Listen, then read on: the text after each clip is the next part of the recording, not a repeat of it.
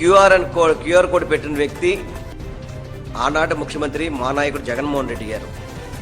అదేవిధంగా ల్యాండ్ సర్వేల కోసం ప్రత్యేక విమానాలు కావచ్చు, హెలికాప్టర్లు కావచ్చు, సుమారుగా సర్వేయర్లు 14,000 మంది సర్వేయర్లు పెట్టి ల్యాండ్ సర్వేని పూర్తిగా కూడా చేయడం జరుగుతుంది.